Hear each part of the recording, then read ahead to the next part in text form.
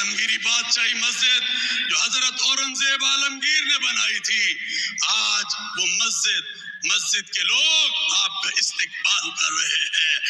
نعرہ تکبیر! آواز نہیں آئی، وہ اس طرف بھی جانی چاہیے، آپ کو پتہ نا ہمارا ہمسایہ جو ملک ہے۔ نعرہ تکبیر! میرا تیرا رشتہ کیا؟ میرا تیرا رشتہ کیا؟ ڈاکٹر ذاکر عبدالکریم نائک۔ اللہ تعالیٰ آپ کے جذبے کو قائم رکھے۔ ڈاکٹر صاحب یہ محبتیں آپ نے لے کے جانی ہیں۔ اب میں ڈاکٹر صاحب کو دعوت دے رہا ہوں کہ وہ مائک پہ تشریف لائیں اور آپ سے اظہار خیال کریں۔ یہ یونٹی کا سفیر ڈاکٹر ذاکر نائک ہے، وحدت کا سفیر ڈاکٹر ذاکر نائک ہے، انٹرفیتھ کا سفیر ڈاکٹر ذاکر نائک ہے، ڈاکٹر ذاکر نائک ہے۔ ایمبیسڈر آف پیس جناب محترم ڈاکٹر ذاکر عبدالکریم نائک۔ میں اس موقع پر ڈاکٹر صاحب ہمارے خواجہ سلمان صاحب بھی آئے ہیں، ہمارے اور بھی منسٹر بلال صاحب ہیں، ڈاکٹر طاہر رضا صاحب ہیں، ان سب کا شکریہ ادا کرتا ہوں، پولیس کا شکریہ ادا کرتا ہوں، انتظامیہ کا شکریہ ادا کرتا ہوں۔ تو آئیں ہم ڈاکٹر صاحب کا استقبال کرتے ہیں، اور میں بلا رہا ہوں کہ شخصیت کو جناب محترم ڈاکٹر ذاکر عبدالکریم نائک۔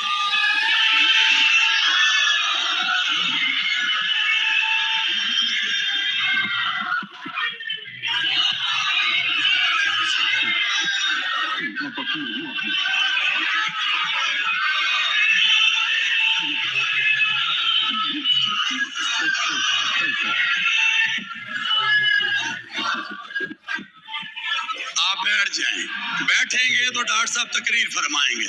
میری آپ سے ریکویسٹ ہے، ڈاکٹر صاحب بھی چاہتے ہیں بڑا پرسکون ماحول چاہیے، منظم ماحول چاہیے۔ بیٹھ جائیں، تشریف رکھیں، بیٹھ جائیں، پیچھے والے بھی بیٹھ جائیں، آگے والے بھی بیٹھ جائیں، بیٹھ جائیں، بیٹھ جائیں۔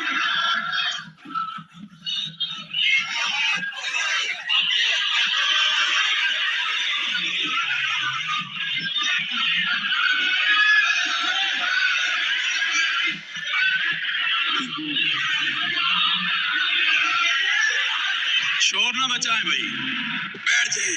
اتنی تعریف آپ کی محبت کی ان کو پہنچی ہے۔ بیٹھے بھی بیٹھے بھائی، آپ بھی بیٹھ جائیں، سب بیٹھ جائیں، پیچھے والے بھی بیٹھ جاؤ، بیٹھ جاؤ۔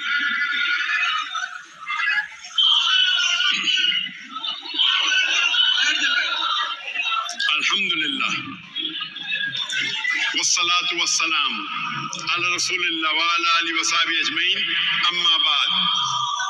اعوذ باللہ من الشیطان الرجیم، بسم اللہ الرحمن الرحیم۔ واعتصموا بحبل اللہ جميعا ولا تفرقوا، رب اشرح لي صدری ویسر لي امری واحلل عقدۃ من لسانی یفقہوا قولی۔ میرے محترم مولانا سید عبدالخبیر آزاد، امام اور خطیب بادشاہی مسجد، minister of health, minister of transport, میرے محترم بزرگوں اور میرے عزیز بھائیوں، السلام علیکم ورحمۃ اللہ وبرکاتہ۔ اللہ سبحانہ و تعالیٰ کی رحمت اور برکت آپ سب پر ہو۔ مجھ سے کہہ رہے تھے، دیکھیے لاہور، پاکستان کے لاہوری مسلمان کتنی محبت کرتے ہیں ڈاکٹر ذاکر نائک سے۔ تو میں نے کہا آج کمپٹیشن ہو جائے، کون زیادہ محبت کرتا ہے، ذاکر نائک پاکستانیوں سے یا پاکستانی ذاکر نائک سے؟ آج ہم کمپٹیشن لگائیں گے، کیا ایک ہندوستانی پاکستانیوں سے زیادہ محبت کرتا ہے کہ پاکستانی ہندوستانی سے؟ خیر میں کمپٹیشن ہونا چاہیے، ہر خیر کام میں کمپٹیشن ہونا چاہیے۔ افسوس کی بات ہے، انسان اکثر غلط کام میں کمپٹیشن کرتے ہیں۔ ہر خیر کام میں کمپٹیشن ہونا چاہیے. آج کمپٹیشن لگائیں گے کہ ہندوستانی پاکستانی سے زیادہ محبت کر رہا ہے کیا پاکستانی ہندوستان سے؟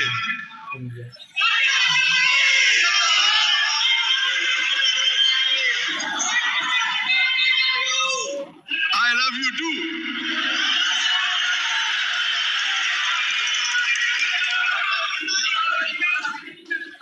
میری خواہش تھی کئی سالوں سے پاکستان آنے کی اور اللہ نے وہ مراد وہ خواہش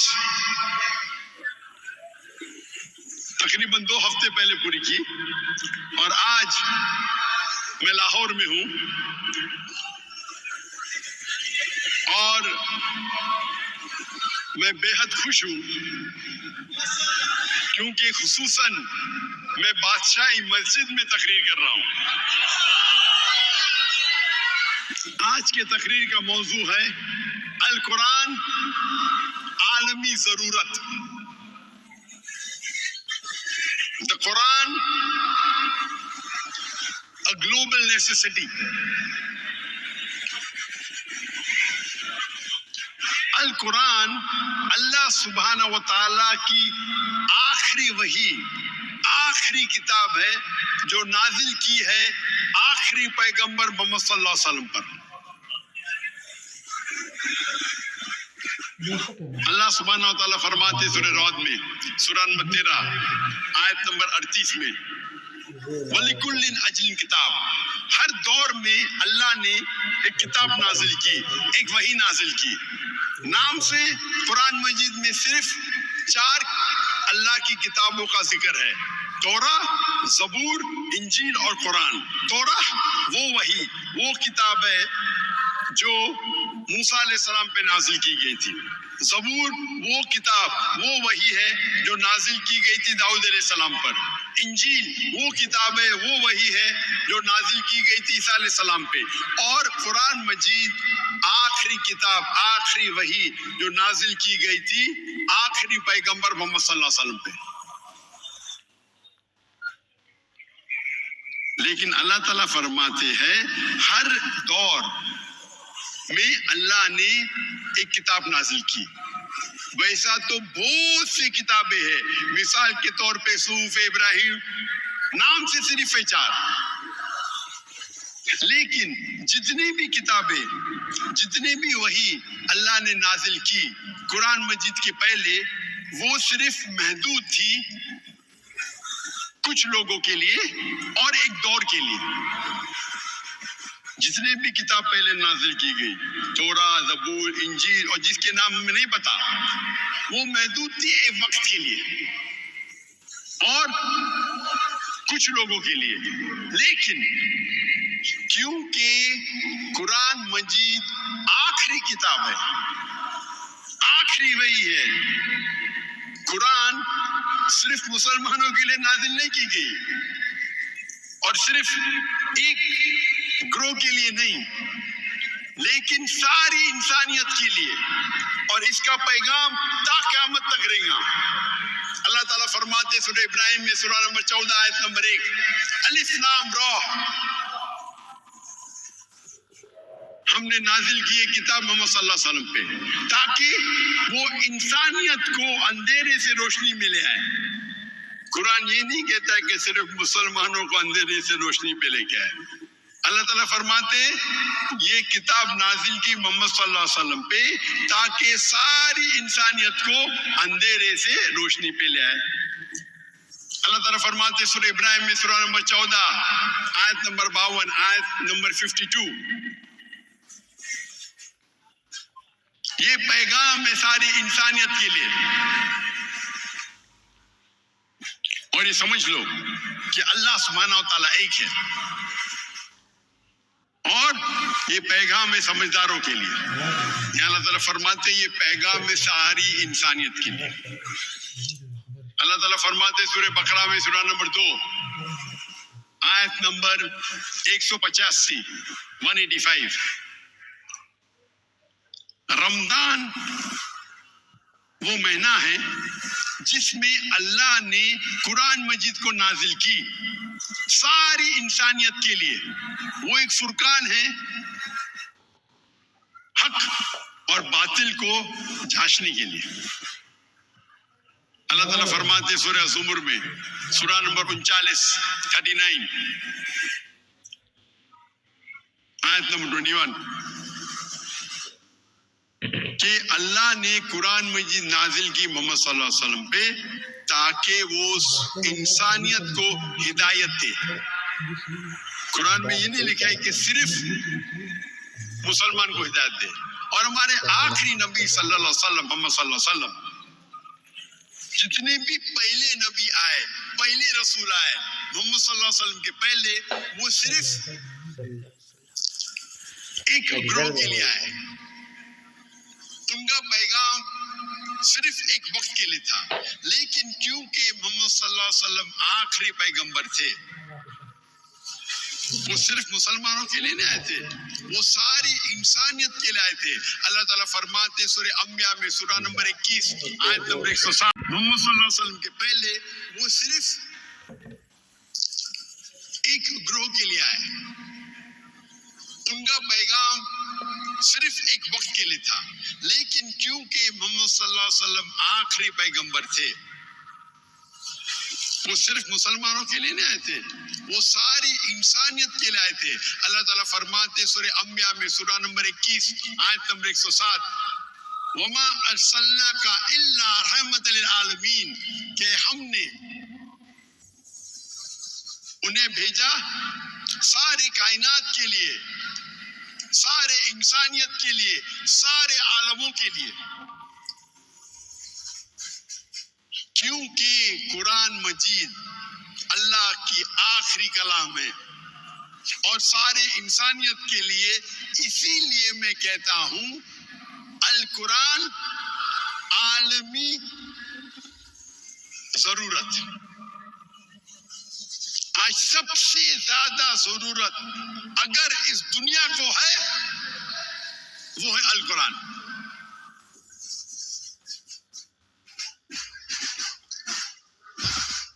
قرآن مجید is the future world constitution. وہ دنیا کا دستور ہے. قرآن مجید دنیا کا کانسٹیٹیوشن ہے. قرآن مجید سب سے حق کی کتاب ہے دنیا میں. یہ ایک عالم کے لیے پیغام ہے. یہ فوارہ ہے حکمت اور رحمت کا. یہ ہدایت ہے جو لوگ بھٹکے ہوئے ہیں. قرآن مجید ایک تنبیہ ہے جو لوگ نہیں مانتے, اور جو لوگ شک میں ہیں ان کے لیے حق کا پیغام ہے. قرآن مجید ایک رحمہ ہے جو لوگ مشکل میں ہیں. قرآن مجید ایک امید ہے مظلوموں کے لیے. اسی لیے میں کہتا ہوں قرآن عالمی ضرورت ہے.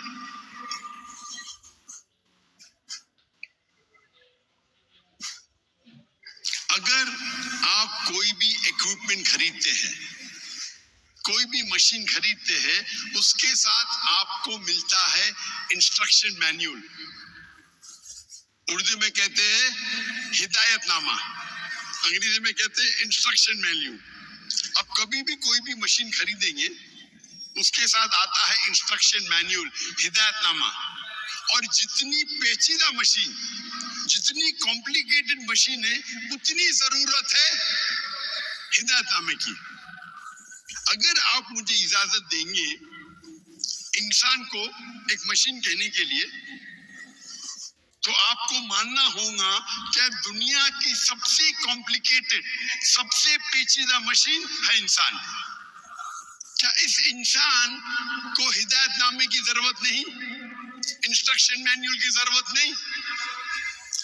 انسان کا ہدایت نامہ ہے قرآن مجید.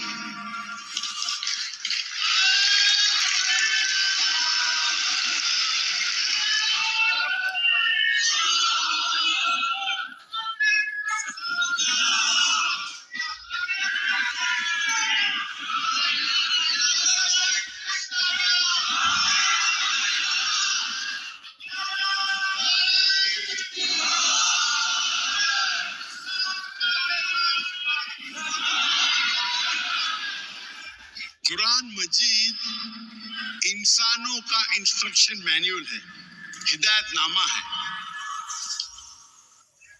اور اللہ تعالیٰ فرماتے قرآن مجید میں سورہ ملک میں سورہ نمبر 67 آیت نمبر 2 میں الذی خلق الموت والحیات، اللہ نے موت اور زندگی پیدا کی تاکہ وہ آپ لوگوں کو جانچ سکے آپ میں سے بہتر کون ہے، اچھے اعمال کون کرتا ہے. یہ زندگی ہمارے لیے ایک امتحان ہے، ٹیسٹ ہے. کیا ہم نے کبھی سوچا ہمارے زندگی کا مقصد کیا ہے؟ اور کراچی میں نے تقریر کی تھی اس موضوع پہ، ہمارے زندگی کا مقصد کیا ہے.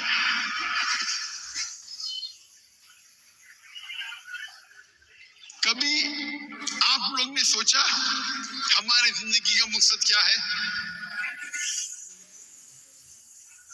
افسوس کی بات ہے کہ اکثر انسان اپنی زندگی جتنا پیسہ کماتے ہیں اس طریقے سے زندگی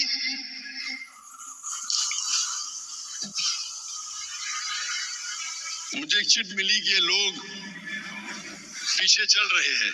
مجھے ایس پی صاحب نے وعدہ کیا تھا کہ جب میری تقریر شروع ہوگی تو پیچھے کون نہیں جائے گا، کیونکہ پیچھے بیک ڈراپ ہے. تو میں التجا کرتا ہوں ایس پی صاحب سے کہ پیچھے کوئی چلے نا، کیونکہ یہ لائیو ٹیلی کاسٹ ہو رہا ہے، کروڑوں لوگ دیکھ رہے ہیں. پاکستان میں ہو رہا ہے لیکن دنیا بھر سب لوگ پیچ ٹی وی پہ دیکھ رہے ہیں. تو دیکھو ایس پی صاحب آپ کو تعلیم مار رہے سب لوگ، لاہور کے لوگ. انشاءاللہ پبلک میرے آگے ہونا چاہیے، پیچھے نہیں، برابر نا؟ انشاءاللہ. تو اکثر انسان کیا کرتے ہیں، اپنی زندگی اس طریقے سے بسر کرتے جس طریقے سے پیسہ کماتے. جتنا پیسہ کمائیں گے اتنا بڑا گھر لیں گے، اتنے اچھے کپڑے پہنیں گے، اتنی اچھی گاڑی لیں گے، پین پہنیں گے، جوتے پہنیں گے. جیسے زندگی کا مقصد ہے پیسے کمانا. افسوس کی بات ہے. اللہ کے رسول فرماتے ہیں کہ غریب انسان کو جنت میں جانا اور آسان ہے بنسبت امیر انسان کے، کیونکہ حساب کتاب کم رہے گا. اکثر ہم کیا ہے، ہمارا سینٹر کیا ہوتا ہے؟ کچھ لوگ خود غرض ہوتے ہیں، سیلف سینٹرڈ. کچھ لوگ فیملی سینٹرڈ ہوتے، کچھ لوگ سوسائٹی سینٹرڈ ہوتے، کچھ لوگ نیبر سینٹرڈ ہوتے، کچھ لوگ پاور سینٹرڈ ہوتے، کچھ لوگ فیم سینٹرڈ ہوتے. انسان ہونا چاہیے اللہ سینٹرڈ. کون سا سینٹر؟ اللہ سینٹر. اللہ تعالیٰ فرماتے ہیں سورہ دھاریات میں سورہ نمبر 51 آیت نمبر 56 وما خلقت الجن والانس الا لیعبدون، کہ ہم نے جن اور انسان کو بنایا صرف اللہ کی عبادت کے لیے. تو ہمارا مقصد زندگی کا ہے اللہ کی عبادت. اگر آپ اللہ کا پیغام مانتے ہیں، اللہ کے پیغام پہ عمل کرتے ہیں، آپ اللہ کی عبادت کرتے ہیں. اگر جو چیز اللہ قرآن مجید میں فرماتے ہیں کہ فرض ہے، اگر ہم اس کے اوپر عمل کرتے ہیں تو ہم عبادت کرتے ہیں. جو چیز اللہ سبحانہ و تعالیٰ نے قرآن مجید میں کہا ہے کہ ہم پرہیز کرنا چاہیے، اگر ہم پرہیز کرتے ہیں ہم اللہ کی عبادت کرتے ہیں. اللہ کہتے ہیں اطیع اللہ اطیع الرسول، اللہ کی بات مانو، اللہ کے رسول کی بات مانو. اگر ہم اللہ کے رسول کی ہدایت پہ عمل کرتے ہیں ہم اللہ کی عبادت کرتے ہیں. جو چیز اللہ کے رسول نے کہا کرو اگر ہم کرتے ہیں، اور جو چیز اللہ کے رسول نے کہا نہیں کرو اور ہم نہیں کرتے ہیں تو ہم اللہ کی عبادت کرتے ہیں.